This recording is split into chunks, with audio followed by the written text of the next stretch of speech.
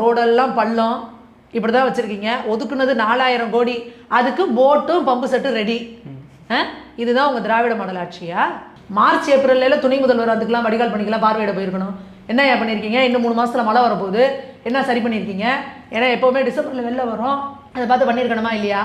அதை பண்ணுறதை விட்டுட்டு இப்போ மழை வந்துருச்சு, மழை பேஞ்சுக்கிட்டு இருக்கு, இப்போ போய் நான் போய் பாருங்கள் முட்டி அளவு தண்ணியில் போய் நிற்கிறார், காலளவு தண்ணி நிற்கிறார். இன்னொன்று ரோடை போய் பாருங்கள், எந்த ரோடாவது சமமாக இருக்கா? அவ்வளோ ரோடும் பள்ளம் பள்ளம் பள்ளம்.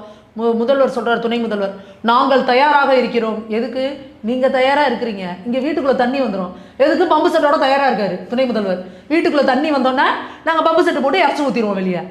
என்னே ஒரு சிறப்பான ஆட்சி, என்னே உந்தன் ராஜதந்திரம் அப்படின்ற மாதிரி, என்னே உந்தன் பராக்கிரமம் அப்படின்னு இவங்க சில்லறையை சதற விட்டுட்ருக்காங்க ஊபிஸுங்க. இப்போ திருப்பி வருஷம் மழை வந்தால் வெள்ளம் வரும், வீட்டுக்குள்ளே தண்ணி வரும்.